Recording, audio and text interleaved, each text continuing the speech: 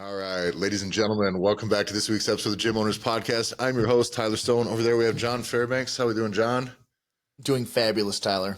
Today, we have a special guest here, Tyler Watkins of, what do we have here? The barbellspin.com, Barbell Spin Podcast. Also, is the Heat One app. Is that correct? The Heat One app, yeah. One app. Tyler's been involved in CrossFit space for quite a while. Has kind of been present in this kind of new evolving, what's the word? The new evolving CrossFit media, unofficial CrossFit media. Yeah, rogue media. Yeah. And so, but we're going to talk about today some of the things that have changed, the trends in CrossFit as far as what they have done as a business, as a training methodology, as a sport, and how that has maybe moved them away from the general population, what it has done well for them and what it has really kind of fucked up. So we're not just going to sit here and complain. All right? We are definitely going to present some solutions, but we kind of want to get right into this. So Tyler, first off, welcome to the show. Thanks, guys. We want to get into, there has been some rumblings of really low numbers with the Open this year. If you noticed any of that, or what have you seen of that? Or is that just hype? I was wondering if you were going to ask about this, so I was doing a bit of research before the show. Also, why people should care about what I'm about to say. Number one, I don't know that you should, but number two, I've been around for a long time. I have been working my way up from like normal gym goer to wannabe athlete to, then becoming a media personality. I've done a lot like on the analytical side of the sport, both on the business and on the athletes. So I don't know that I have a huge opinion that matters, but at least I've been around a long time and that matters to a degree. It was a long way. Far as the Open, yeah, I mean, like there's no like buttering it up. It's like it's trending lower. What were I saw somewhere like 40% down from this point, but there's some differences in the times that it gets in and out. And so I don't almost sweat that too much, but it's lower, right? So the way they announced oddly early last year, it was like the first of the year. They were like, boom, go sign up for the Open. And I was like, I remember everybody being like, what? And then I remember there being a very large media push to get everybody to sign up early. So when there was some stats coming out, like we're trending 40% behind. I was like, well, yeah, like the game's totally different. There was a larger media push. So I didn't put a lot of stock in that. Now, I did go into the season thinking that there would be, a downtrend in the amount of signups. But I didn't hold my breath for those statistics, like the 40% behind. It's like it's apples to oranges sort of thing. Like it was totally different setup. Yeah. And so that's why I didn't want to put a whole lot of weight on those numbers specifically, at least from this year to the last year. But I think we all see it having been around. And John and I can be as giant, huge guys that are dickheads a little bit. We can kind of like, be like, fucking CrossFit, blah, blah. But like the sport, not the sport necessarily, the training methodology and the affiliates and the impact I think that CrossFit can have on the ground in communities for the general population is its most valuable asset, right? And I think that's also the thing that CrossFit should be most valued for. Right. When we talk about now you have this big initiative, we're going to make America healthy and all these other things. Like CrossFit's one of the few training methodologies that take the good with the bad on it, that actually had nutrition at some point baked into the educational structure in the very first thing that people get taught. Right. When you get taught, when you take your level one, you do run, it's zone diet. But what is that any different than essentially just a point system for tracking calories and macros? It's not right. It's not fucking dumb. It's not that it doesn't work. It's just a way to teach it. As far, not even its own philosophy, but that was one of the things that I think CrossFit came in with. It was really smart. It was immediately like, no, we're not just going to work out. We're not just going to do all this. Is food matters.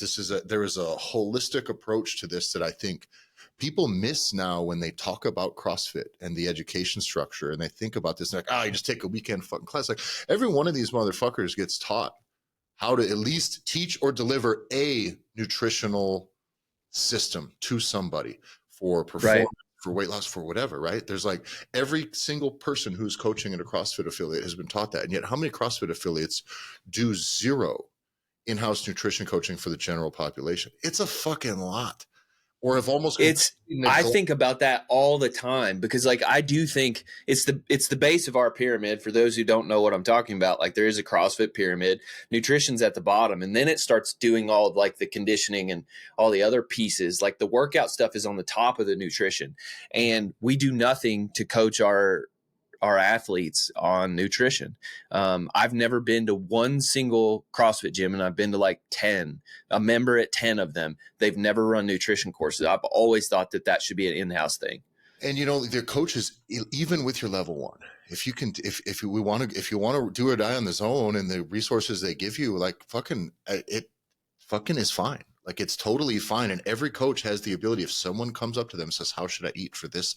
Who now has all of the deliverables that they would need to give somebody I would say not irrefutable, but like it's clean eating and reasonable fucking portions and healthy. Like it's fucking very sensible. And I think that is almost a microcosm of what has gone on, I think, in the affiliates as a whole, which is we're not that concerned about getting people off the couch anymore.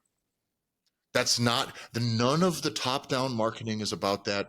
And at the very least, the public perception, there's not been enough done to fight the public perception of that. Because I opened my gym. Quick backstory, you heard the thing before. I started as a fat guy who went into a CrossFit affiliate, and I was like, fuck. Like was a legitimate real athlete, and I was fat as fuck. It had just skidded, and I was getting just crushed by middle-aged housewives. So I was like, oh, that fucking sucks. So I fucking got my shit together. And in a year, I had lost 60, 70 pounds, got into other forms of lifting, and we started Massonomics. So everything started from a CrossFit affiliate in the community and all the things, right? And so when I opened my gym, it was a CrossFit affiliate. But at that point, the trend was already going to the way where it was looking like everything was 3, 2, 1, go, techno games athletes, everybody film them from the bottom up. So these guys who are 5'5" look like giants. You know what I mean? And it's like, all right, I guess this is what we're doing. But then what happened was I knew that was happening, and I knew it was already hard enough to diffuse that. What year was this? This would have been 17. Peak. Okay. My opinion is peak. Yeah. And it's not been there since. But then what happened was I started to notice when I wanted to get normal people in, I spent a lot of my time telling them what it's not and what it can be. Yeah. And that fundamentally was very, very frustrating to me. And while I liked the brand for the visibility, approachability is the name of the game for fitness. And like all things in fitness, if we've been around for 15 years, 10 years, how long's CrossFit been now? It's been 15? It's almost 20. Almost Depends 20. on when you talk about Greg's. Yeah, like he had this stuff in the 90s, but it didn't, like 2006, so almost 20 years. So like if you get to that point, we've been 20 years, we're going to do American stats first because fucking go freedom. But like that's where it started. That's where most of the work has been. We'll get into the international reach here in a little bit too, but the health of overall Americans has not gone up in 20 years. Dude, we're killing it. What are you talking about? We're so fucking healthy. Right? Like all of us who have been in this business who are trying to impart real change, like we are either not reaching enough people or we are doing a bad job at the people we are getting. And I don't think that CrossFit is not getting people fit. I don't believe that to be the case. I think they're literally missing the boat on the thing that will feed them the most. It'll feed the most affiliate owners. It'll feed the hype for everything, which is getting some more motherfuckers in here who just want to lose 20. What do you got? 20 pounds to lose, 50 pounds to lose, 80 pounds to lose. I think you need to get into general population way more than sport because there's more. This is the age old fight. So it's like, I do think sort of divert, but also add to what you're saying. CrossFit came up in a time where you basically had bodybuilding, powerlifting, basically no weightlifters, and then you ran or did some sort of endurance sport, and like all those were segregated. And then you had some like weirdos who like played football and would do a little bit of everything, but that was about it.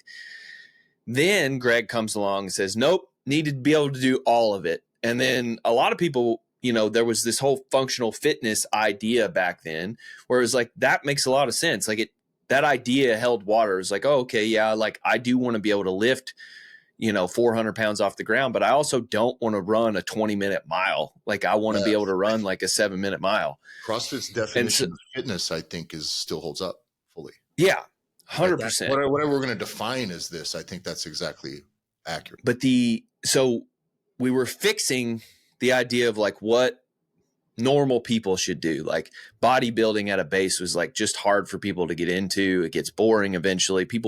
I think people are normal folks are too like ADD to just do bodybuilding all the time. And it's like to really make a lot of change, you got to work hard, and people need to be guided through that. And Greg fixed that equation. I'm going to get you in with everyone else, and we're all going to work out together, and we're going to do the group fitness thing, but we're going to do it in a different way that no one's ever done it before.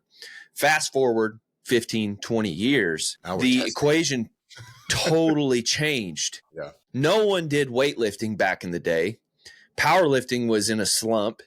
All the strength sport, like no one, like strongman was sort of popular, but sort of niche popular. It's exploded. Like all of the fitness sports are much larger now than they were. For sure.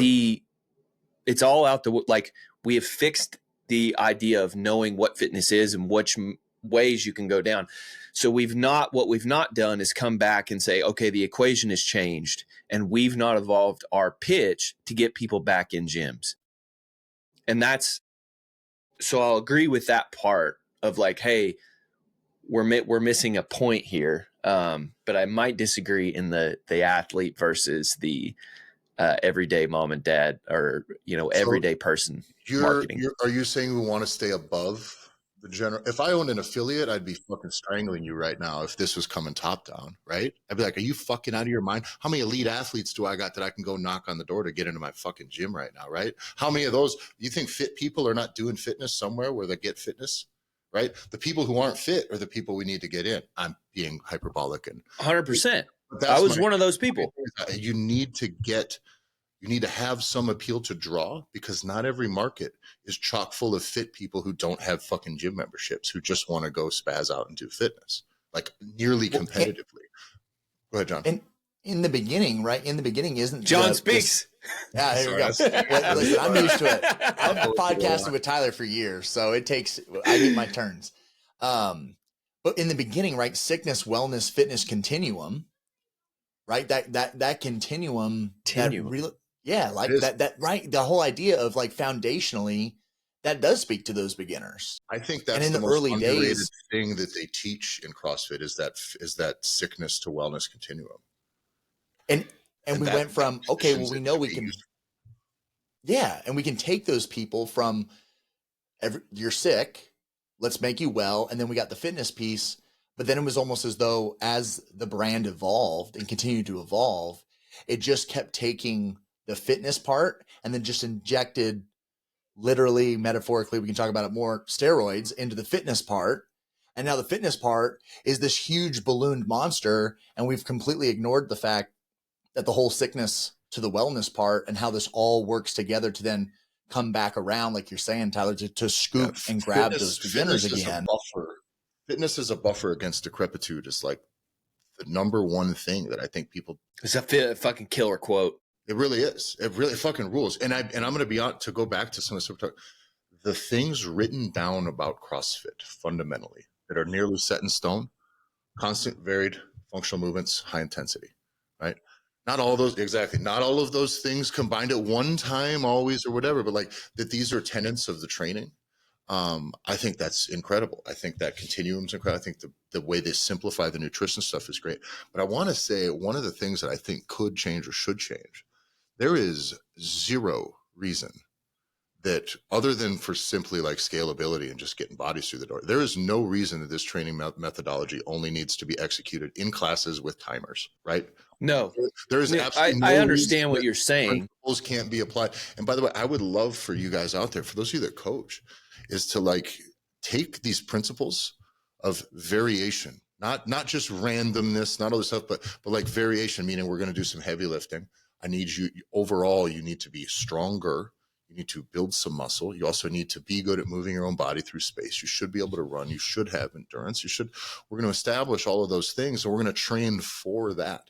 And when you realize what it takes to actually do that, you start training more like what these competitive athletes actually train like, and not what goes on in a lot of these affiliates, which is like, all right, we've done this thing. We're going to set our timer at 15 minutes, sizzle, go. And everybody's doing this like kind of paced, but pretend to be intense thing. And everybody shies away from the 2-3 minutes of fucking sheer death. And then if you go in and program anything that's running, even if it's 400s, 800s, 5Ks, fucking all of your even fittest people, if you're running classes, ugh. And I think that when we talk about trying to have our place that is actually fitness is the thing that we're doing. Don't let the fucking inmates run the asylum, right? There's something to be said that this is most what I see in a lot of CrossFit affiliates is just more like what a Saturday morning community workout should be, but they just do the shit all the fucking time. And the professionalism has left a lot of the gyms. It used to in 20. So to sort of divert, and sorry to interject. Oh no, it's so real. In 2013, I joined my first CrossFit gym. It's CrossFit Maximus in Lexington, Kentucky. And the one thing that I will say about that gym is like they took the professionality, and the idea of being a professional CrossFit coach back then was a lot more like people were chasing that. And they took that serious. Like all the coaches programmed, they alternated through programming. All of them had continuing education. There was one time that all the coaches left for a retreat, went to New York and like spent time with other CrossFit gym owners up there, learned from the best coaches. Like this was a serious thing. They all had like level 2s. They all had like their, specialty, like weightlifting courses or gymnastics courses. Like there was real professionality in this. All the classes ran like a machine. They focused on what you needed to know, how to move. Everything it was not that Saturday, like everybody just come in and fuck around thing. It was a real structured, I want to get you the most bang for your buck in this hour that I can. That has since, in a lot of the gyms that I visit, has gone away. And I think it's because people don't see being a CrossFit coach anymore as a real end, point of a career. Like they don't want that. It's something that I thought about doing for a long time. And then I realized like the money's just not there. Like you're going to reach 70, 80K and you're going to get capped out. And it's like, you're killing it if you're doing that. So to get back to the point about signups. So, Tyler, you probably remember, John, I don't know if you were around at this time. So, Barbell Shrugged, I'm still friends with the guy who did their content, CTP. And I was talking to him about like the marketing of CrossFit and how to get bodies into gyms. And he was like, he says stuff it's so simple sometimes that I really appreciate, but he was like, CrossFit forgot that they sold cool. He was like, if people don't feel like they're missing out on having a good time or the cool people are somewhere, they don't want to fucking go.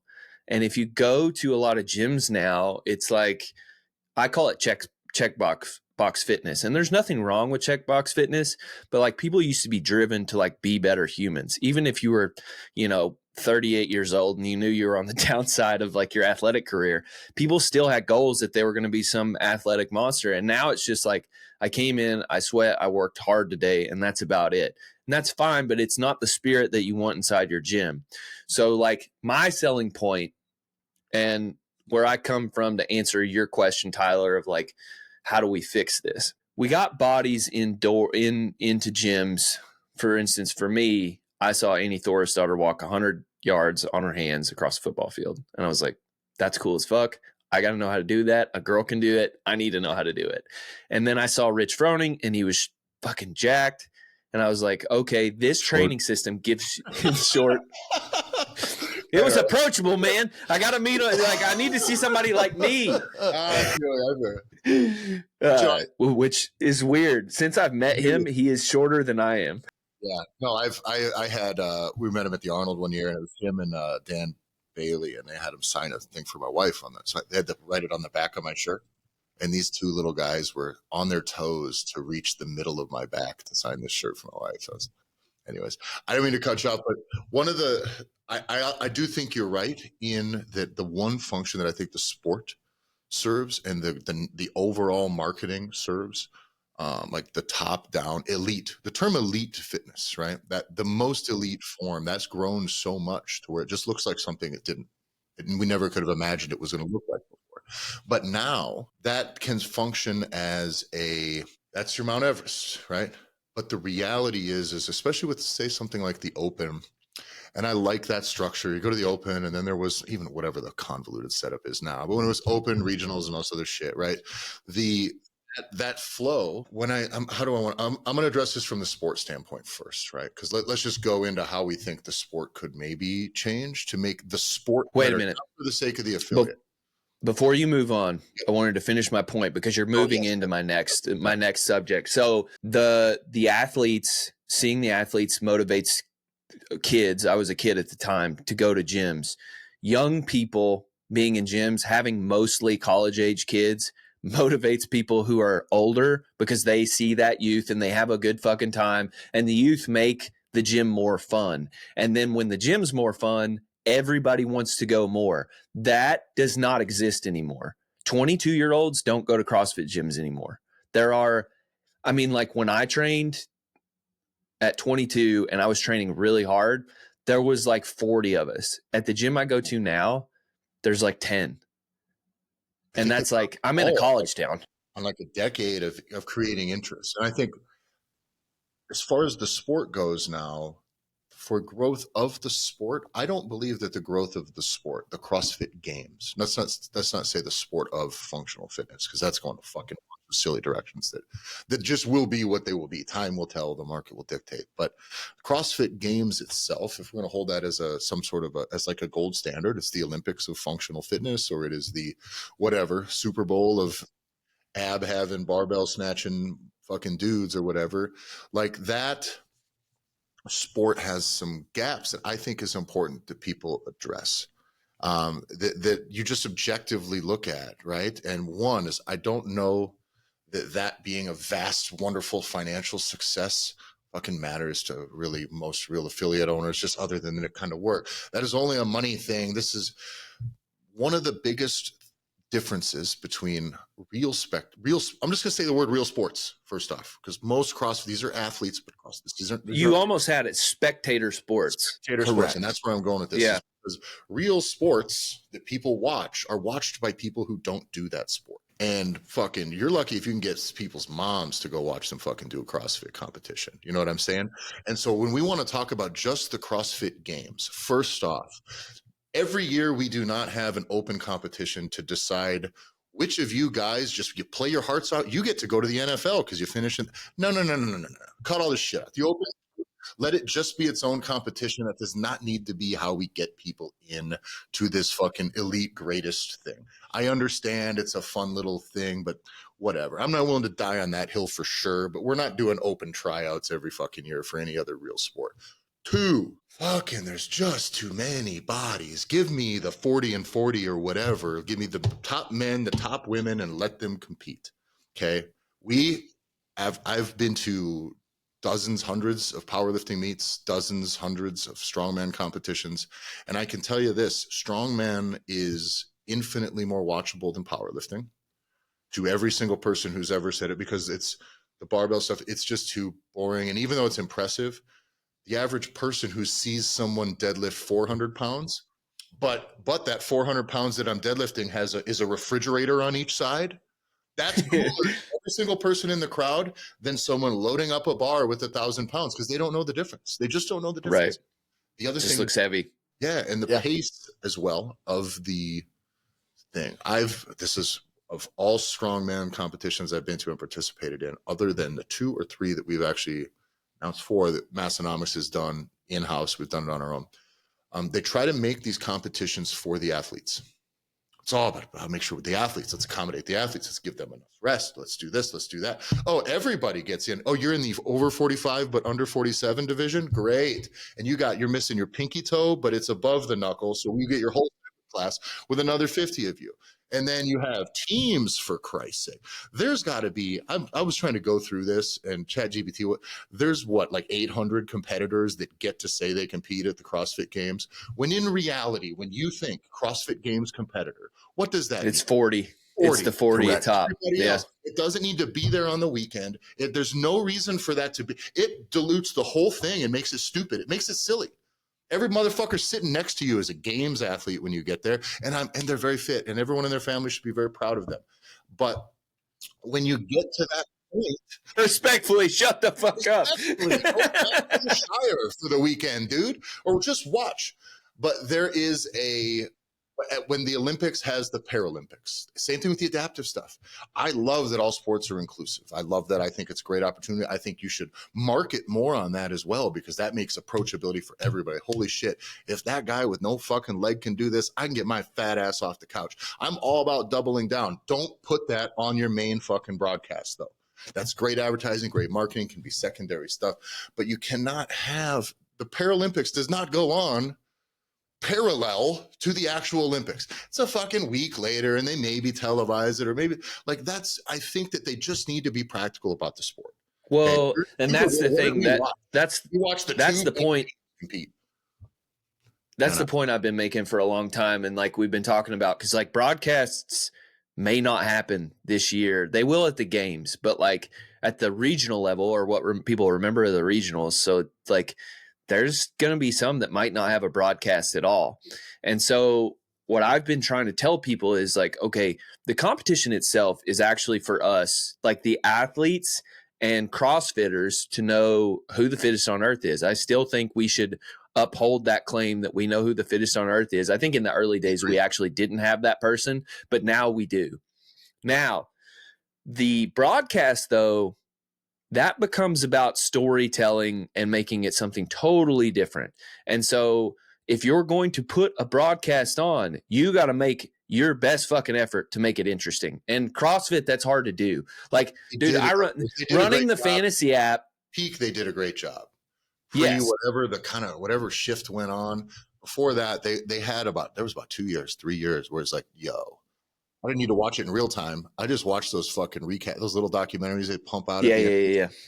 Those are historically relevant in the fitness space, not on the level. These are like pumping iron level fucking like, holy shit, this is new. That's crazy.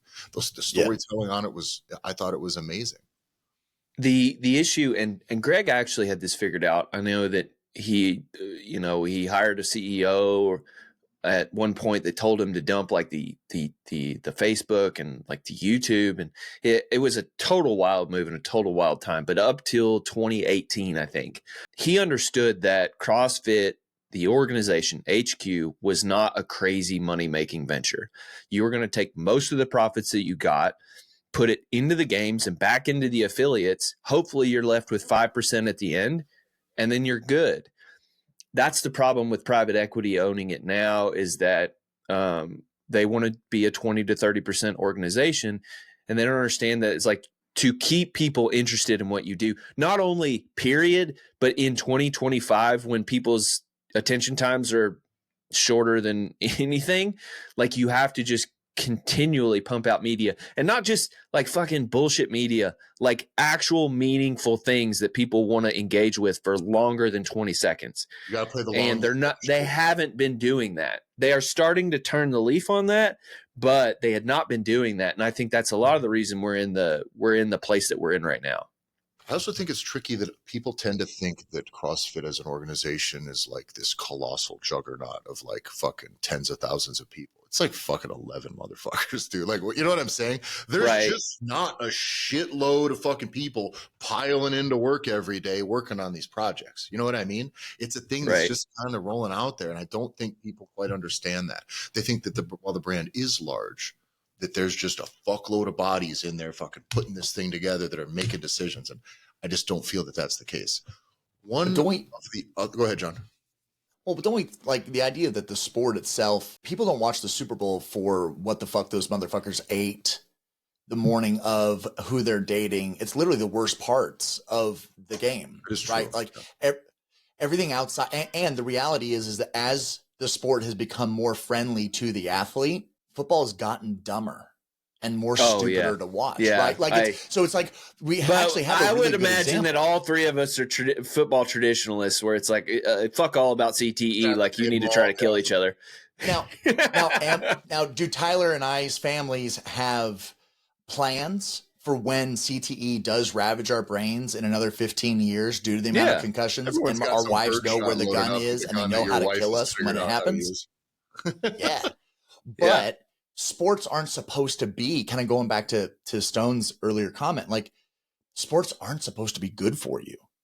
No. Like there's tons of things, right, that are really, really positive about playing sports. But at the end of the day, for the athlete, we're talking about like sickness, wellness, fitness. Playing a sport is the worst. Like it's the worst fucking thing for you. Highly repetitive movements. You know you're going to be at risk of injury. You know you're going to push your limits. You know, 20 minutes for halftime. Who the fuck decided that? Like, if it's really what's best, we're going to go play the second half tomorrow. We're going to totally cool off. Right. Yeah. And on that note too, is like to get back to what I was before this with strongman, is the contests that I've been in, competed in, run, some are 2 days long. Most are somewhere between 9 and 12 hours long. Okay. Literally my mom, wife, kids, nobody watches those things. They're fucking unwatchable. They're terrible to participate in. And I'll give you a little example of why with strongman is because you would have a contest where everybody gets fucking weight classes because this is a state competition or a regional competition. So you have hobbit class, fucking middle class, whatever, right? But you got like 4 classes plus masters and shit. Everybody gets new weights and there's not enough implements for everything. So what happens is we're going to deadlift first. Perfect.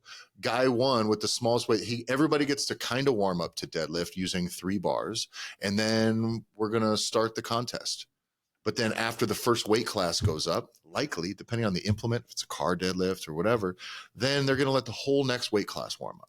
So the downtime is brutal. Now with CrossFit Games, I don't feel like there's probably an overabundance of general downtime. It's just there's a bunch of wholly uninteresting bodies doing more fitness stuff that you didn't come there to see, right? But the contest takes so long until we decided we set the format where we're doing 20 and 20 guys, 10 and 10, or we're going to cap just like CrossFit could do, but we are going to cap this and we are going to make this one singular event. That's it. 2.5, 3 hours tops.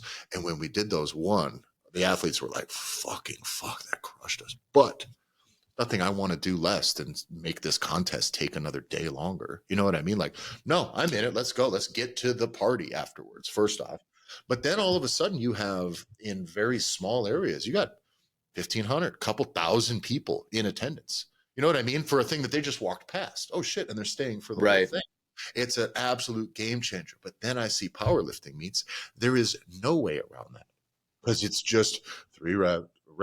3 lifts, 3 reps, and fucking it's just this constant. The whole sport is reading off spreadsheets and so it just is not. It's too long. What other sport are we doing where there's like it's a 3-4 day fucking thing? And maybe that's one of the things that can make it interesting. But boy, there is a massive time commitment that you're just not going to get past if we want to double the viewership. Right. I believe anything you're going to try to do in any business, in any venture, doubling it from where it's at right now should be on your short list. Now, that may not be something you're going to do this month, but like, what can I do to double this? What can I do if I'm a gym to earn twice as much revenue? How can I have twice as much of an impact in my community? If I'm trying to market the CrossFit Games, how can I get twice as many eyes on this? Do we go tits? Do we just put tits on this? Right? That's always the answer. Yes. Could be. Or maybe we don't make it take 3 fucking days. And by the way, then the things we're selling, and I know the logistics of all of this are a nightmare, but what I mean is the games itself is very diluted, and it's very hard to have characters and personalities float to the top when there's like 700 people, and I can't tell which ones I'm supposed to give a shit about. And the teams, fuck off with the teams. Team fucking CrossFit is the dumbest. Go play a real team sport. We cannot have all this 5 people just throwing along over their fucking shoulder. That I think is just, it's, if you're not good enough or you're too old to make it into the top thing, I'm sorry. This is a sport for elite fitness. Somehow, if we view that the broadening of the field for what we hold that sport as now, we've just broadened, instead of making it like harder to qualify for, we just let everybody qualify. Practically everyone gets a subcategory, and it sucks. But if we're going to go that far, I think that it needs to be, I don't even know where to go with this at this point, because it's like it's diluted so far that now It's elite fitness. So We're making it the most anybody. It's a participation trophy medal now at this point. And the problem is that's not the case from an actual athletic standpoint. What every single one of those people is capable of in that field would make them as gods among probably all three of us as social circles, physically, maybe not quite. But so maybe I can help move you past like where to go with this. I think about this a lot because, like, for instance, just in the open, now we have scaled, we have masters divisions, and all the programming is different. And I always thought that was a real detriment to the open because, like, it should be the one time a year that everybody really tries to prove themselves that it's like, oh yeah, I can do a 95-pound snatch now, and I couldn't do that before. And I got 2 done, and then I was out the rest of the thing. But that's where I'm at this year, right? And that's okay. Yeah. That's okay. And you know, it became distasteful to acknowledge that you're not as good at something as everybody else is, or you didn't get to play as long as everybody else did because you're not, but it's like, you're not as physically fit, and that's okay, but you're here to change that. And that's what fucking matters. Or, you know, it was your first open this year. You could only do one snatch, 95 pounds. And then you go fast forward a year and you did 50. And it's like, yeah, you see what you fucking got done in a year? And it's like, you couldn't do that last year. And so it's like, there is this major dilution of what it means to do CrossFit in a lot of different ways. So to answer the question about how I think we fix the viewing issue and all that. So I take the position that at the games, like if you're going to claim that you're awarding, you're finding the fittest person on earth, not only is that test really hard, it's probably not that crazy, like great viewably. And then number 3 is that it's going to take like 3 or 4 days. I just think that the games is as it should be. But so there's the question of how do we sell tickets to watch it or get people to live view it? And then there's the question of like, how do we make that valuable to the affiliates?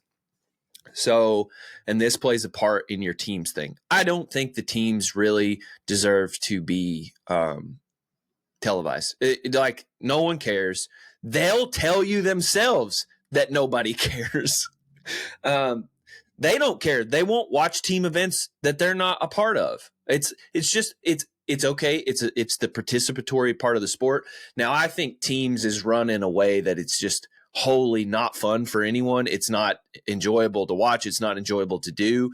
There is a way that we could program team sport, like fundamentally change the team sport to where it actually is interesting. It would involve going more into the niche sides of fitness, like the strong guys get their stuff and the runny guys get their stuff, you know, and the gymnastic people get their stuff. That's how you grab sport more than simply. Yeah, it becomes more of a strategic sport. And that's how you land people who are in gyms locally. And so if you make that barrier lower from a local side and from a fitness side where it's like, well, hell, I can do a 385-pound clean, but I'm not going to run a mile worth of shit. That's okay. You can go on a team and like you can still train, but like you have an outlet for your fitness. Guess what? You're going to buy a ticket to go to semifinals. Either 1, because you're participating, or 2, because you want to go watch because you've competed against these people on the teams in your region, right? That broadens the net of people who are participating. You made a good point in that we don't have a participatory or a viewer sport. We have a participatory sport. So we need to make it so everybody feels, I call it the illusion of eliteness. You need to feel like you're elite. But back in 2014, when there was 6 people on a team, there were people who were not good at semifinal or at regionals on a team, but those sold out every single year because they were selling to not only that entire team's family, and there were 17 regionals around the world. It was more local. And so we need to kind of move back that direction to where there's a more local pool for the sport. Everything's a smaller barrier to entry. There's more regional athletes. I'm not saying that you highlight these athletes with view time on television, but you just give them somewhere to cue in. Then when we get to the games, it's just about the fittest on earth. It's our time to shine. For us, you make that, you know, as viewable as you can for those 3 days, but then doing what you said earlier is you make that content that we were making before where it was like, these are really documentaries that matter in the fitness industry.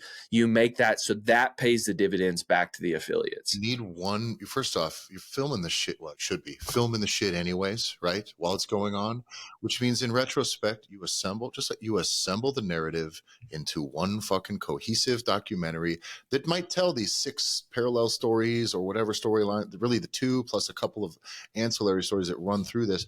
But that I still think needs to be, that's one of the lessons I think they can learn from World's Strongest Man. I think World's Strongest Man sucks in a lot of the things that they do, which is they don't actually broadcast it live. You know what I mean? That it's done, it's over with, but then they build the broadcast and then they put it out there. But you know what? It's done. And you know who watches Strongman? People who don't do Strongman. There's some plenty of Strongman. World's Strongest Man. Me, my dad. I was talking to this fucking hipster stoner guy who's never touched a weight in his life. And he was like, I heard you met Bill Kazmaier. And I'm like, yeah. He's like, oh my God, I used to watch, these people that have never lifted anything in their lives know this sport. Why though? Because flipping a car over is fucking pretty cool. You know what I mean? And that, I think that if CrossFit would, from the sport, and this might be the last point I'll make on the sport, but I think if the sport would take a little less seriously the idea that this has to be the ultimate test of fitness, because not that they, what I mean is there is zero reason that we had to watch a marathon row in a stadium when we could have just done something else. There should have been a highlight reel or something. Yeah. Highlights. There was somebody's monitor broke. That's the only fucking thing that was interesting. That might have not even been that year, but like for real, I'm supposed to watch this on TV. Holy shit. So I don't care how hard that is, because I know that's probably real hard. I got butthole blisters just fucking thinking about it. But that is nuts to me that someone's like, we should by the way, then we're going to run, this is the thing, we're going to run every motherfucker in every age group. So this stadium was just getting these fucking rowers just wore the fuck out for like 16 straight fucking hours that day. Like, what a fucking joy. Maybe you were there. I'm just sitting in there like, this is what we're doing. What we're doing. What we're doing here. I'd rather watch the strongmen eat. You know what I mean? Like, but that's, anyway, aside from that, that's all I mean is I think that there are choices that can be made. And if we err on the side of, would people be interested in watching this? Maybe we wouldn't always ask the question, why aren't more people watching this? Right? Or how do we get more watching this? Well, let's actually run that thought through our fucking head when we craft it, because you do have choices, right? But anyway, what I want to get into next, which is what's actually most important to me, is CrossFit as the training methodology. Like I said before, I think fucking rules. And I think that it is, when I view what I need people to do for, say, a sport, right? I need you to get stronger. You may come to me for strength, right? And so I may just work on strength with somebody, right? If I have somebody that just is like, I really need to lose weight. So just optimize this stuff to get them leaner, look good. Well, we're just going to diet hard down. We're going to do a little bit of cardio. We're going to do some standard bodybuilding stuff. But there's nothing in any of that is not CrossFit by its definition. There's a broadness to what CrossFit fitness is.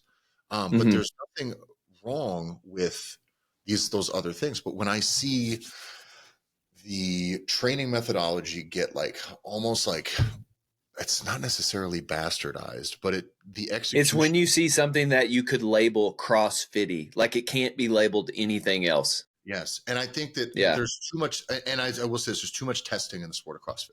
That's almost my beef with the sport, with the sport. What do you mean testing? Is that in the affiliates, there's too much. Everybody is testing themselves every day, right? It's 3, 2, 1, go. There's too much speed, emphasis on points. Like you've even said, very much so in people refusing to scale workouts. I think scaling, this is like my number one point here. Scaling movements is probably the single most important thing that should be done in CrossFit. I think it's your number one job as a CrossFit coach. And I think that's the job. It's the job. And I think you go into a lot of affiliates and it's like, people's pride or whatever this is. It's not even about scaling weight back. It's about scaling the movements themselves. And I think that concept is not even understood to people that are thinking about maybe joining CrossFit or that it's not for them, it's like, oh, you don't have to do any of that shit. By the way, you don't ever have to do any of this shit if you don't want. The idea that we are still doing functional movement, and if you want to never snatch a fucking barbell in your life or never want to do butterfly pull-ups in your life, I can get you fit as fuck without any of that. Like, let's rock. Let's do this. Because in this format now, I have the grace to do any of these things. The class structure is fine. I think but we have to understand that that's a fundamental compromise that was made based on a business decision.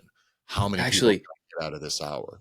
And I think that I teach people, I have people in private one-on-one personal training. I have people in 2-3 person groups that are doing all of these things. Except every once in a while, we're going to rip some fucking bicep curls and all this shit that now you're starting to see in actual CrossFit. Because those of you that are listening that are a little new to this, there was an era where it's like, we don't fucking do bicep curls. We don't do isolation. I remember those days. Yeah. None of you got biceps or pecs, and so we get to the point where I think it all circles back around, and what we should have is all tools, like all hands on deck, all tools are at our disposal to try to build that actual type of fitness, that definition of fitness, which is I want to be strong. I want to have endurance. I want to be able to move myself. I want to be flexible, mobile. I can't just be I've seen power lifters come in and try to do a real sport like doing MMA, kickboxing, jiu-jitsu or whatever, and they move, they're strong. Describe them as an athlete, and they fucking are nothing but strong, right? And I've seen gymnasts, yoga people, I've seen people come in and are very great at that one thing, and they suck at, you put 45 pounds on their back and they cannot get to parallel regardless of so they're actually very, very, very weak. And CrossFit people, I think, have more general fitness, but very often there's not as much diversity in the movement stuff. There's not as much, this is an old well-born thing, like power athlete I would talk about. It's such a closed loop that it's all up and down. Fucking, when they had to throw a softball, you're like, oh man, you guys suck. Like, you guys aren't athletes. You are athletic, so, not athletes. But hold on, I want to go with this one thing here real quick though. Yeah. 9 foundational movements. Okay. That's got to go. All that's got to go. I think. By the way, you don't like the sumo deadlift high pull? That was literally one of our notes. What the fuck? That one thing was like, fuck that movement. But so when I started, and because there are here's what I think. I think honestly that was like an afterthought that is just still sits there. That nobody can defend this. I've seen people say, well, the med ball clean is a great. And that's what the tool I'm using. Like, but there also is not, there's like 3 versions of a fucking press. Like 30% of your stuff is overhead press, push press, fucking jerk. Like, all right, well, I just feel like that's not thought out. Let's delete all of that first off. This is a part of my plan to make CrossFit as a training methodology. Just make a little bit more sense. That's all. Just it. You can either have those foundational movements and have what would you describe as functional movements? Everything can fit. You can go a movement pattern, but should be a squat, should be a press, should be some sort of pull, some sort of hinge. Can you jump? Can you land?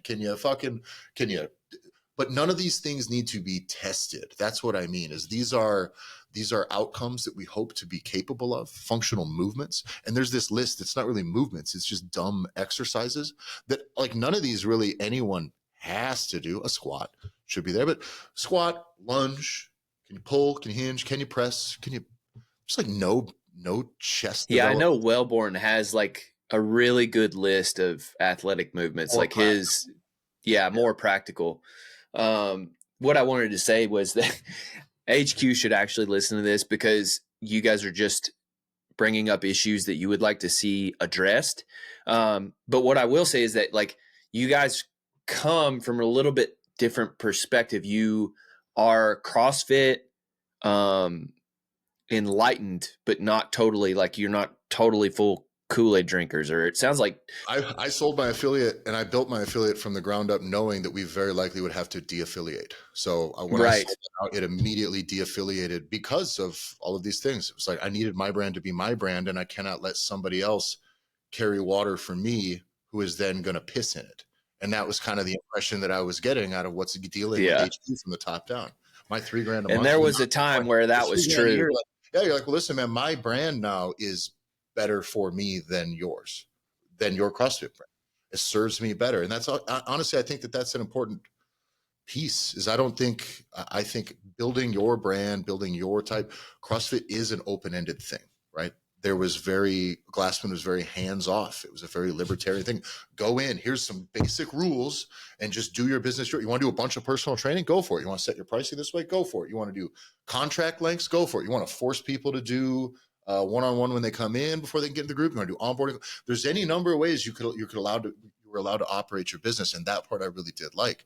But I just felt like you said, I wouldn't say that we're adjacent or interested in. We're in the business personally of helping gym owners succeed. And for us, fundamentally, that requires the two things. One, getting new members without being a scumbag about it. So we don't do all the fucking that gym launch bullshit where it's just like run somebody else's ads and fuck your brand over for a 6-week challenge. You know what I mean? Or it's free, but the money's in it. It's just all that bait and switch bullshit that's been in the industry for a long time. We don't want any of that. We stick our stuff, everything we work with a gym owner is based upon client success first. Client experience, client success. When someone walks in the door, are they going to get the results that they came there to get? And I think CrossFit is now in this space where it's almost hard to define to the general person.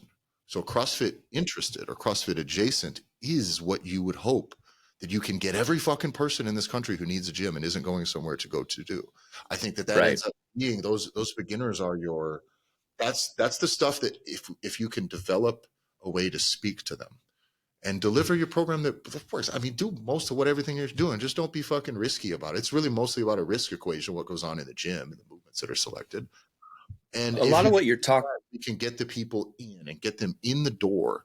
Now we have this pool where we can we don't have to sell out the industry and be slimy scumbags in the industry running shitty, slimy sales shit. We can just be good, talk about the results that our clients are getting, learn to market ourselves based on the successes of our clients. And then that will beget more and more and more and more of them. There's plenty of places where there's lots of fit people who are just looking for the next spot to level up their fitness. But the biggest blue ocean right now in the fitness industry is still the 74% of the people in this country that are overweight or obese. So we wonder, how do we get twice as many people through the doors of our gym?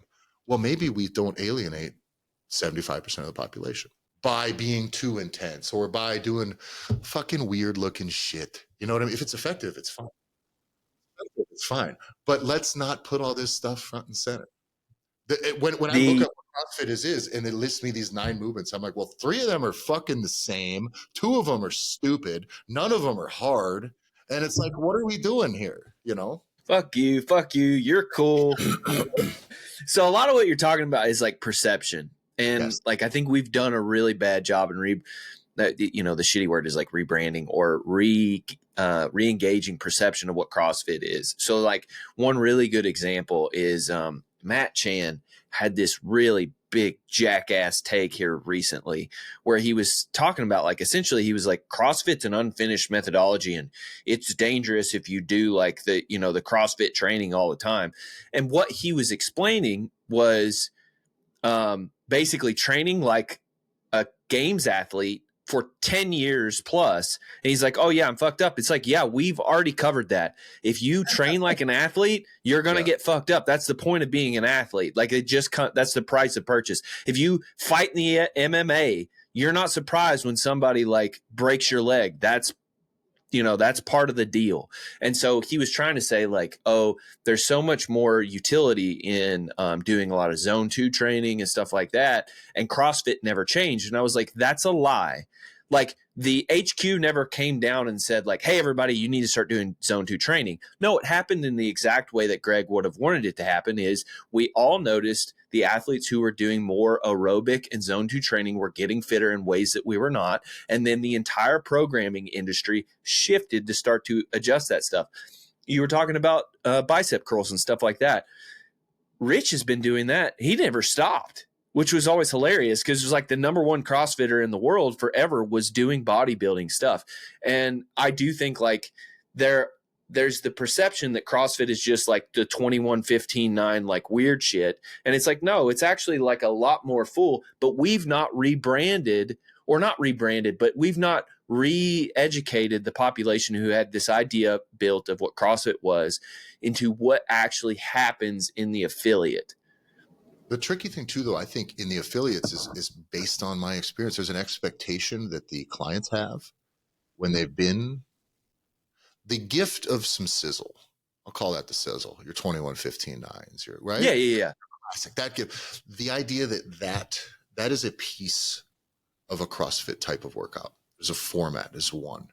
I know as a person who owned an affiliate and was getting people from other CrossFit places that there was like a huge pulling off the Band-Aid situation where it's like, it's not this all the time, you fucking idiot.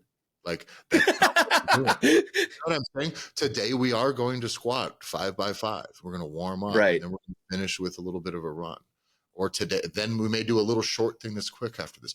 There is by allowing all of the diversity of fitness to be in the sport, which I think is, or to be in the training methodology, I think that's what's valued. I think that's probably generally what you're getting at too with Matt Chan statement. It's like just top down. We're like, oh, I should run more. But you know what? That actually was like not as a desired outcome for the elite level of the sport. That's like a thing people should just do because that fits your general definition of fitness anyways. But again, there was so much running back in the day. It was a broad lie. It really, that one really pissed me off because I was like, he was a level 1 like flow master for a while, or he's a level 1 seminar staff, and I was like, dude, you're so wrong. Like, if you train like an athlete, yeah, you're gonna get fucked up. But like, we've been doing this for a while. It's just more prominent now than it has been.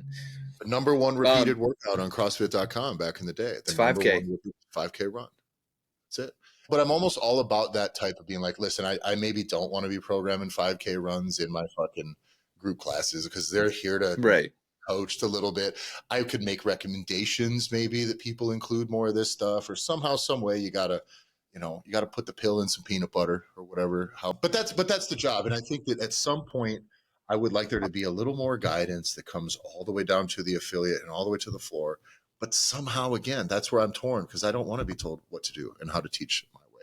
The framework, I think, of the concept of varied functional movements, high intensity, the definition of what we described as fitness being, and then move the 9 foundational movements, move them into some sort of movement patterns that we must be proficient in, right? Something in there that way you can be strong in this, you can be fast in these positions. However that needs to go down, I don't really fucking care. I just feel like that framework now is like the perfect lens to actually to deal with the general public, because I don't want to turn everyone who comes into my have me coach them into a power lifter. I don't want to turn them into a bodybuilder, right? They don't necessarily want to be that either. But if they have a physique goal, I'm just going to get them there because that's just what we're there to do, right? Mm-hmm. But I'm still willing to use all of these other tools. And if somebody who says, I want to be overall fit, there's I don't even know how I would describe this, but like there is different pushes through, right? This entire system of the way that you're going to train is going to be, all right, if I want to just be an endurance athlete, I'm going to push all the way onto that end, right? I'm going to stretch that all the way out. Well, there's going to be a lot of compromise that's going to happen if I become the best endurance athlete that I can be. But there's really nothing wrong with me training somebody for that and then for something else and then blending it in. I always view it as there's a risk reward ratio, first off, in scaling and exercise selection. But there also is almost like it seems like the same thing, but I'm using the term cost benefit to the types of things that you're choosing then, right? The what's the word? The adaptations that we're seeking, right? Meaning I cannot just chase somebody to get as big and jacked as possible because they will not be fit. But maybe I need that. Maybe they need that for a little bit. Maybe we're going to push in that direction for a little bit further. Then I'm going to start folding in some endurance stuff. And then we're going to get a little bit of sizzly. And I believe this training methodology is vastly underused in a personal training setting. And I think that personal trainers, or at least if you're a CrossFit coach, to be able to go like, God, I could use all of these tools and just delete the class structure from the dogma around CrossFit. Right? If we remove the fact that we have 60 minutes and 15 people to get through this thing, but we got some music and we're going to rock and roll, like that's great. That's cool. That's fun. But we can just say that there's ways to go ride a bicycle. Some of them is with groups of people. Some of them is not, right? There is ways to execute this methodology, be coached or on your own, whether it's in a group setting whether it's timed, whether I'm doing CrossFit, but today I am actually just going to squat. And then I'm going to do a little bit of light RDLs, and I'm going to fucking get the fuck out of here, hit some abs, and I'm going to go. That is not CrossFit. But if you go to a lot of affiliates and you program something, there's not a timer or some sizzle or something that makes them feel like they've accomplished something in the only measurement that they understand accomplishment in, which is pain, right? They end up being addicted to the thing that doesn't really help them all that much. And that's, like you said, what people, it was like back in the day when the boot camp classes were huge, and it was like you had to talk people out of that crap. It's like you don't have to do this all the time. Like, or if you did like like an EMOM, and they was like, you know, that it was, you know, they maybe went like 75%. It was an EMOM designed to only provoke about 75% output, right? And they would freak out because it's like, oh, I'm not like dying. It's like, no, that's not the point of today. Yeah. And that part, I think, is that single disconnect that you just described there. That is way more common on the ground in the affiliates than I think people up top think. I think that is the number one. So like I said, I've been in CrossFit fields all over the world. I've talked to coaches all over, I've talked to athletes, and it's like the number one thing. You go in and they're there for the sizzle, which is fine, I guess. Some people watch Super Bowl for the halftime show. Cool. But I'm there to place bets. You know, that's like, but so I think that there's something to be said for, like, if we can just open up the books on this a little bit, make sure that the perception is opened up to where like, listen, it can be almost anything. There is a framework. What is strongman training, right? John and I talked about this the other day, is that, you know, strongman, one of the things that, and this isn't to be fucking dumb and be like, strongman is the thing that people should do. I don't fucking care at all. But strongman is just CrossFit, just fatter. Exactly. It's just fat CrossFit with a little less running. But what I mean is they don't only do implement training, right? Correct. You don't go in. I don't only carry refrigerators. I don't only do car deadlifts. I, as a matter of fact, won't touch the competitive side. I don't assemble the pieces of what I've been working on into its competitive form, into the fucking power until you're peaking or whatever, until it's near enough to the time. And then I'm like, okay, now I'm going to start picking up some Atlas stones. Now I'm going to start doing this. I have to get stronger and get in good shape and eat and do all this stuff. I have to build for a while. And I think that is what CrossFit competitive athletes do, by the way, not in as many terms, but they are working on their strength. They are working on their weightlifting. They're working pieces. They're working on the pieces. And I think a lot of CrossFit affiliates execute these things as a collective thing. 3, 2, 1, all the pieces. It's been assembled into this thing. Go. That's what I mean by testing a lot, right? That's what I mean. And there's a philosophy that I have about this. I don't know if you guys know this, but I'm a fucking dork. I recreated a scoring system that's non like points assigned. Like usually it goes 196, blah, blah, blah, all the way down when you win an event in CrossFit, right? And I was like, well, you know, if Tyler deadlifts 505 and I deadlift 502, and then the next guy deadlifts like, you know, 480, like I shouldn't be the same point gap between Tyler and me is the same point gap between me and the next guy. I should be closer to Tyler. The whole point being is that there should, I spent a lot of time thinking about programming. And I do think CrossFit, when you look at CrossFit and what it was made to do, it was to be we have so much time in a day, and we need to be as fit as possible across broad time and modal domains as we can, right? But you only have so much time in a day. And so Greg said, hey, a really great way to do that is instead of just doing thrusters and then doing pull-ups later, you jumble that up into a fucking cocktail and you do it all at once as fast as possible. And it drives crazy adaptation, right?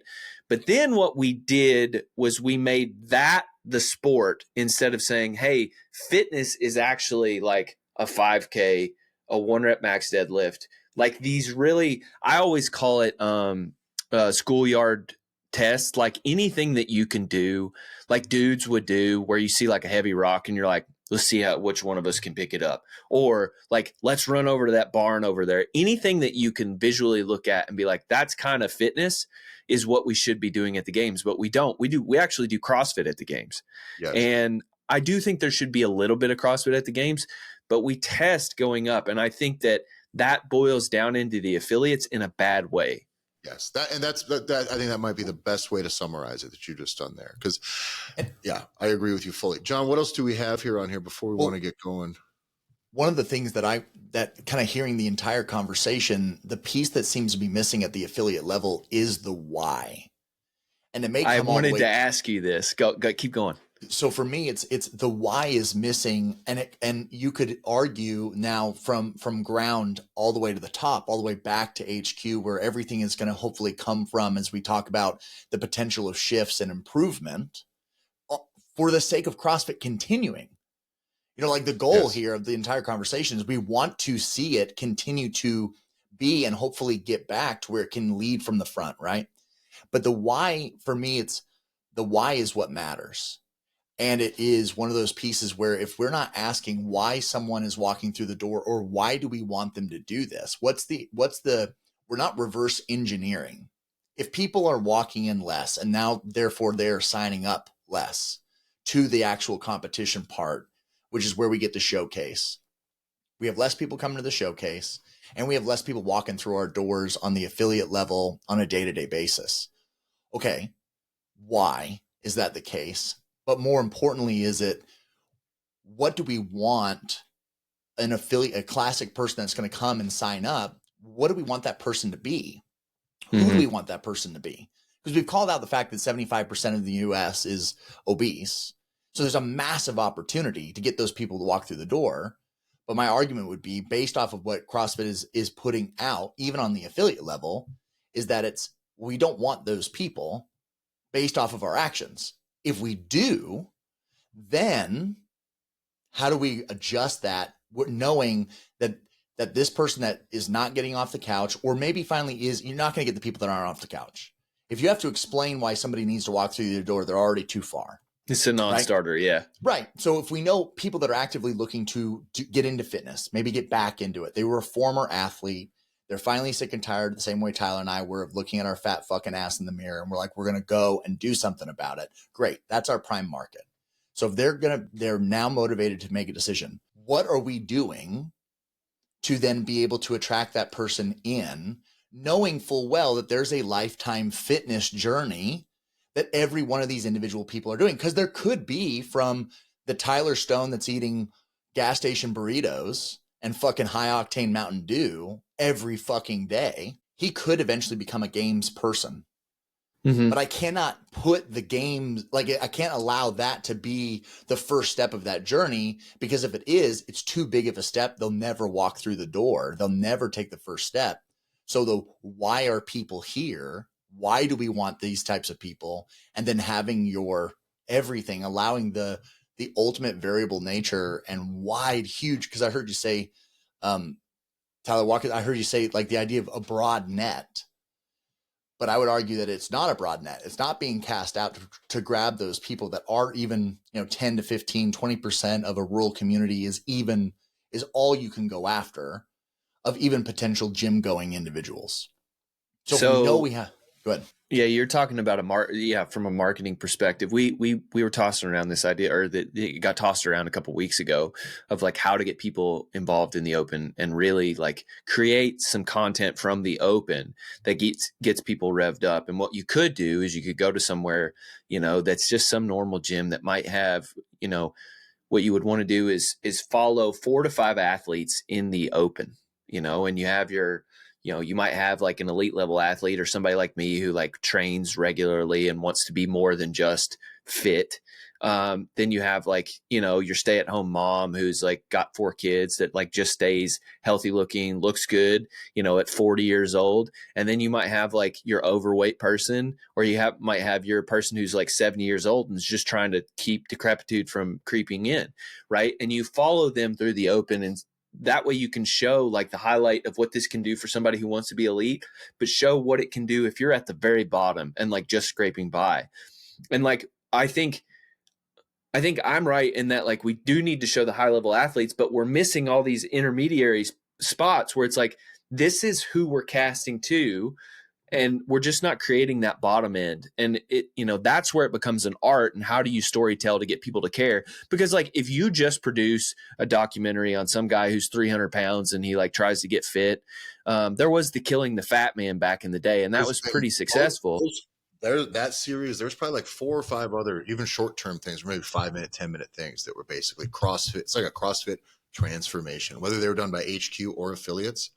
Mm-hmm. Those were gold to me when I was starting. It was one of the things that made me go, oh, maybe this isn't so gay. Maybe I'll try it. Right. But who knows? Like, it worked, right? It looked like it worked. And it was a person who looked like me getting something accomplished. And I thought that was fantastic. I think you're exactly right. Just like you said, you need to still do the sport. Sport still needs to be the thing. The games need to be the thing. That's your high standard. If that goes away, you don't even have any fucking North Star to go for. So the sport I view, this CrossFit Games and the sport of CrossFit, the Open, that is about retention. That's about retaining the business that we already have. If we fuck that up, looking cool, and that's it. Go for it. But dude, that is about keeping these people around, keeping them engaged as you should, right? Lead generation, getting new people in from underneath. Transformations are the way that is. That's the story. I was not doing CrossFit. This is what my life was. I went into an affiliate. These are now my people. These are the things I do. This is what I look like. This is how my life has been done. Tell that story fucking 500 times a year, because by the way, those stories are happening. They're happening in these affiliates. And every one of those will get you 1,000 new people walking through the door of a CrossFit field, if not more. Every one of those. Every new games champion does not move the needle for anyone who is not doing CrossFit at all. So that's what I mean. The sport is for retention. Transformations are for generating new leads to the actual CrossFit affiliates. And I think there's plenty of grace in between those two where people can creatively do work. But this is honestly not about messaging from all the things we talked about, changing the sport, changing the way it's taught or whatever. This really is mostly about content media. The one thing they fucking muffed completely. It's like, oh, can you just fucking make some cool stuff and tell some cool stories and inspire some people? Or are we only just watching people go up and down over here in a phone booth? And like, that's what it is crazy, because like usually the problem is that the marketing is good, but your product fucking sucks. And we are surviving based on the fact that the product is the best part, and we suck at talking about it. Absolutely are terrible at it. And so I think we're on the same page. Go ahead, John. You're just using the wrong words to the wrong people. Yeah. That's where it's like, you're saying the right things, but Tyler and I call it out all the time. It's if you're only talking to the fittest fucking people, which is 0.5% of every general population area that's around an affiliate, well, then guess fucking what? You're only going to speak to 0.5%. But there are 75% of the motherfuckers in your community that just need to be told, hey, you can be a fat fuck and still come here and have success. And in fact, these all used to be fatties here too. And there's such a fine line of it, but you can just, like Tyler Stone is saying, is like the idea of then being able to communicate, just say the things that already are existing, but just say it to the right fucking people. Right. I think, you're preaching to the choir a lot. It's like the sin that we're guilty of the worst is just preaching to the choir. And it's like, we fucking know. I think Glassman too, going at, this is like a symbolic thing. I mean, he's out of the picture, right? But like symbolically, him going at the sugar, Coca-Cola, going at that for the research thing, like spending money and resources to actually try to fight this stuff legally. Well, granted, it was because they were trying to get his bag too, but like that was, but still fundamentally there was a CrossFit was not just about forging elite fitness when it came out. That's not what that movement was. That movement was a war on all of this other stuff. And it started with all of fitness coming in, all of fitness that doesn't work, all the scams, all the supplements, fuck your Herbalife, fuck all this other shit. I don't screw your gimmicks. And that's almost the stuff where it went a little too far. That's where like, we don't do bicep curls. And I was like, all right, tone it back, little guy. You know what I mean? Like tone it down. We can include some of these things, but but that was what it was. This was supposed to be. And this is the name of the show, Gym Owners Revolution. Well, that's the name of our, yeah. No, that's the name of our business. Sorry. Sorry. We have but anyway, there was no one can tell you that CrossFit was not revolutionary in the fitness industry. It gave every fucking idiot who had anything to say adjacent to CrossFit within about a 5-year span, all of a sudden gets a platform. Boom, boom, boom. Plenty of people eat off of that plate, and some helped, some did not. But the reality is it was the realest revolution that's probably happened in fitness. You know, the new one that's going to rival it is these GLP-1 drugs. There is if I view revolutions in fitness, there is fuck all, steroids, pumping iron, steroids, and then GLP-1. That's it. That's the era. Running came, it went. There was never, but it was a huge revolution because it was like, no. This is a war on the fat foods. It's a war on the sugar. That's why we said we are not eating this. We are eating this. We are focused on diet. We are working hard. We're going fat. This was a fucking ultimatum, right? And it was an ultimatum. I wrote an article about this exact point probably 2 or 3 months ago, where it was important because I think as an affiliate owner, like it's cool, like you're making people fit, like you're changing people's lives. That's cool for, I think, about 5 to 6 years. And then you start asking larger questions of like, what does my life mean? What else do I want to accomplish in this? And when you're giving your money to an organization that is fighting against somebody like Coke or the NSCA, it's like, oh yeah, it's like you kind of have this I'm part of the rebellion feeling, and it means more to you. And we don't have any of those right now. And I'm not trying to say like we need to go and start trying to have wars everywhere, but like you have to evoke that feeling. Yes. That CrossFit represents something larger. It truly is, in all practical senses, a religion in that way. It's how you eat. It's your social circle. It is a cult in that way. Yeah, and that has bad tones, but it's really not a bad thing. I trained at jiu-jitsu gym. Jiu-jitsu is somehow more culty and gayer than CrossFit. Yeah, it's brutal. But clip that. I think connecting to that revolution, I think that's important. The gym owners revolution that we speak of, it is about that 75% of people that are overweight and obese. This is the opportunity for gym owners to make a fuckload of money, dude. Like these people need, and by the way, they're not all poor. I don't know if you know this. Fat people have money too. Some of them are broke, but some of them got fucking good money. You gotta get fat somehow. Yeah, right. So I just do believe there's so much opportunity to be had there that we are just completely missing out. By the way, not just CrossFit affiliates, everybody who's missing that boat. I'm going like, why am I ignoring these people?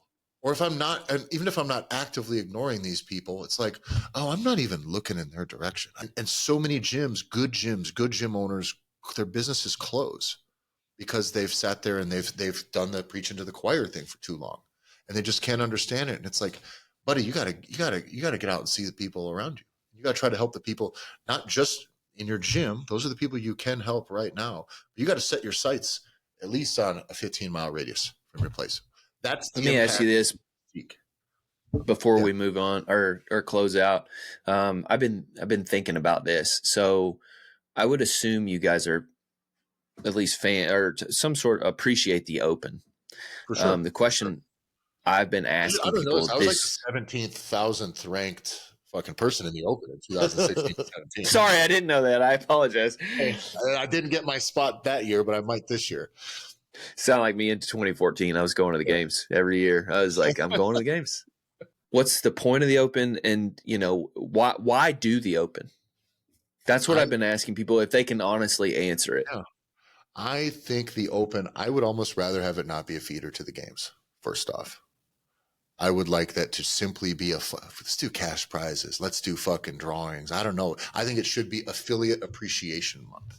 I think there should still be the community workouts. I think we should still spotlight the great achievement. Have the open night where you listen, these fucking people that are qualifying for the games from the open, they're going to do those workouts either way. So yes, have it televised, make a fucking event out of it. You know what I'm saying? Do all the broadcast stuff that you would do on an open announcement night. But this should be about the affiliates. That is the real value, is in the affiliates. I think you can get, like we did in the open, we'd do Friday night lights. We also had workouts we'd have a separate night where we'd have just two of our fittest guys go head to head. And we'd have everybody pile in. I had smoke machines. It was a fucking whole spectacle. Why? Because it was for the people here. We didn't watch any of the stuff that went on in there. I don't think I ever said a CrossFit Games athlete's name within the walls of my affiliate. That was the point. So for me, that's what that always was, I want to bring my people together to achieve something difficult here. Where they fit on the ranking meant nothing to me. I had a lot of people who had real fitness goals, right? That were just trying to push that ball uphill, and things like the open or some like even hero wads and shit. Things like Murph comes in. It's like, you don't have to fucking do Murph just because everybody's fucking doing Murph, dude. Do you want to not bend your arms and be able to walk for fucking 5 days? Or you could be back in here training tomorrow and we can continue this progress. I see so many people set their fitness back 2-3 weeks to get some non-accomplishment done. And there's value, I believe, in achieving something that matters to you. But if it costs you more than it's worth, then it costs you more than it's worth. So again, for me, Affiliate Appreciation Month, I want your affiliates, the people, the members. You've answered why it should exist, but not why people should do it. Oh, why people should do it. That's it. That's it. I think it should be no different than hosting an in-house thing that you're going to do once a week.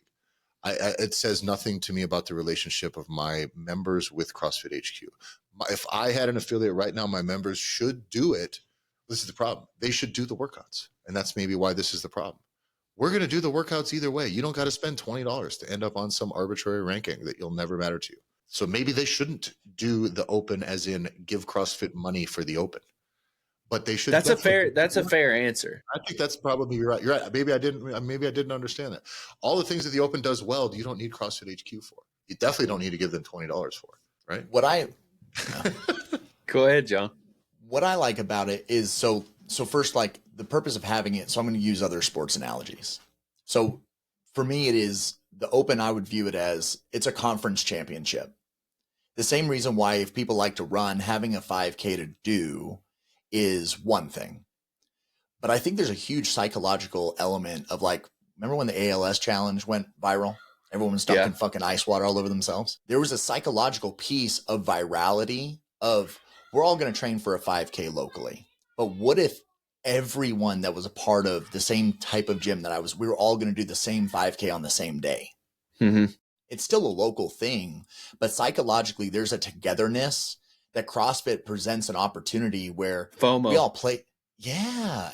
And community that goes way broader. So if I got a gym in Japan and a gym in fucking Arkansas, we're all going to do the same 5K this Saturday. We're all going to do it. And it doesn't matter. Like at the end of the day, I don't care, but there is a psychological togetherness that really can't be recreated in another way. Mm-hmm. I want to give one more piece as to why. Go ahead, John. Sorry, I didn't mean to cut you off. You're all right. But even if the idea for like, I got to play in the Southeastern Conference where I got to play football there. But there is the Sun Belt Conference. Now, until I lived where I live now, I could tell you fuck all about what teams or colleges were in the Sun Belt. Right. But those motherfuckers still have a conference championship. They're not going to go to March Madness. I mean, every once in a while, you might have somebody that squeaks out, but the reality is, but it still matters. It really, really matters to those teams and those people that are going to do this conference championship that holds no bearing on them going to go to March Madness for the big show. And you still want to have March Madness and you still want to have a conference championship as well, because it is something that you can work towards. And now it's like, all right, it's playoff season. And it just is something that we've totally manufactured that is totally fake that still adds excitement. And I feel like for a lot of people, if you can have a methodology, which is one time a year, we're going to work out and we're going to do what's best for us physically, but then we're all working towards this one thing together. And that's just an opportunity for Tyler and I. We talk about the idea that you want to be able to be creating events. You want to have things to talk about within your gym. Most places that do this wrong, you don't have anything other than talk about, we're open. We have gym memberships. We're all the time. So come maybe or not, don't like bring a friend. Have you told your friends about us? Like that's all you got to talk about. But if you get to create an event, you've just manufactured an open house. It's a grand reopening. Like a lot of times gyms, they get one shot at it. And if you don't build this into a quarterly process where you have some cool thing that you're doing and you have a reason to talk about something other than personal training in your classes, well, this gives every single affiliate the opportunity to just have something. You now have an event. And what's cool, because you need to be creative. There's some people that are going to be fire maintainers. A fire gets started and they maintenance, and you can keep a fire going. But there's a much smaller population that are fire builders. And it's not fair for every affiliate to be on the hook, to be really good at being creative and manufacturing an activity or events that can bring people in. So part of your dues, right, is someone's like, hey, here's a simple playbook. We've done all the work for you. You can do this. And in fact, we're all going to do it together. It's going to be the same time of year. And this gives you something to use for your marketing and for something else, then have people participate in it. But that's where how I would look at it. I think on the content side too, it just gives you something. The big thing is when people talk about marketing a gym, it's almost stale to us because we're in the space. You've never seen a gym create anything in the last year where you're like, oh, wow. Right? Because they've been saying the same. There's only so much things we're talking about fitness, but at the very least, these recurring things are interesting. The big thing that's important to us is for gyms is that we not try to operate though like a thirsty global brand. We're not trying to reach very far. We got a 15-mile radius tops, right? Sure. 90% of gyms. By the way, did you know this? I think is an important number for like CrossFit affiliates to understand that it's not even about CrossFit. Why people show up to your place. Okay, still, John, was it 90%? It was 90% of people choose the gym that they go to. Do you want to know why they pick it? It's closest. People. It's closest. It's closest. Yeah. It's their house, or where do they get work? Out of your own way. Fuck off, dude. Your location, you're close enough. It works. You'll get a shot at getting them in the door if you can just get them in. So that don't fuck it up. Don't fuck it up. Gym dude. nearest to me. That's what they're going to Google. Yeah, it's close. Now, I do think one thing too about the reason to maybe like that I would have to say if I was selling the open for like, if you were selling it, this is why you should convince your members to give me money. It's so that they can see where they rank, whether that is good for their ego or bad for their ego. I feel like that is still a mechanism in ego inflation or intentionally fucking deflating your ego. But I think that that's kind of I want to see where I rank. That's it. This gamification is huge. That's why fucking Fitbits have it too. Question. Yeah. It isn't a loaded question. It's an honest question because, I mean, I reached out to somebody who I think is important in selling CrossFit. And I know why I do the open is that I've dedicated 12, 13 years of my life to this. I've competed. This will be my 12th open. It's 11 on paper, but I didn't sign up for the first because I thought I was going to be a superstar and I didn't want anybody to know who I was going to be. So I was like, no data. And then that panned out. Anyway, like I do it because it is me tithing to the org every year. It's being a part of something that has truly changed my life. And it is like a good gauge on like, hey, where has my fitness gone? Like it was fun every year watching my rank, get better and better. And I know that this year, like I've laid back off of training, like I've changed up how I'm approaching training. I know it will go down, but like to see how, I might be able to pivot into other, prioritizing strength or prioritizing physique, like where now that I'm in that part of my life, where will my ranking move? Like, can I actually stay as fit without doing some of this other CrossFit stuff? And then like, is there a point at which I'm like, yeah, this is like my fitness is too low right now. I need to like start doing like CrossFit stuff again. But like to a normal person or an uninitiated person who hasn't done it before, like that's a lot of buy-in. And so to just say like, hey, you need to get your name on the board so that next year you can look at it and compare. I do think that is a good thing, but it's a lot to say like you need to pay $20 or $30 or whatever to do this whole thing when you can just do it for free. And most gyms run the programming anyway. And so you have to do what? Most people attend a gym for less than 90 days consecutively. That's the longer they're so like you get somebody in and you can get them bought into the open. That's great. Again, it's still a retention tool kind of. But if we're wondering why we're not getting a lot of new people in and the new people we're in are dipping their toes in, there's not a lot there. That's a commitment to, if that's the only value, not that it's not valuable, but that's a commitment to me being here in a year. Right. And maybe that's what that is. Maybe that's how you sell that. It's like, this is what you can see next year. Make this commitment to yourself so that next year we can make sure you hold. It's like posting your before pictures on the internet, right? It's like posting your before pictures on the internet. Like, do this. Like, I'm going to do this so that if I look grosser and when I post another picture in 4 weeks, fuck, that's going to be real embarrassing. Right. Mm-hmm. Maybe that is the angle. Maybe it's a form of commitment to yourself in another year to make sure that you now have put you're leaving a trail of breadcrumbs behind. It's making sure that you're fitter as you go. And I think that maybe there's some value in it. But personally, as a guy that never quite cracked the 17,000 mark in the open, I don't think there's any hope in me besting 15,000 more people, but I can only hope to make those 15 or 17,000 people less fit than me next year, instead of me needing to get fitter. So, brought to you by Philip Morris Tobacco and Budweiser, or whatever it is we're trying to sell here instead. Tyler's actually the reason we have BPAs in the water. He's trying to drug everybody to death. Okay, cool. Well, I do tell you what, John, we got to get going. I got to go coaching. Fuck it, I'll put this one on the record too. You talk to CTP often? Much? Okay, good. I need you to give him a message. He is one of the very few people that I followed early on. Barbell Shrugged was like the reason that we started the Massonomics podcast. And so I think it was the reason a lot of us started doing anything we did.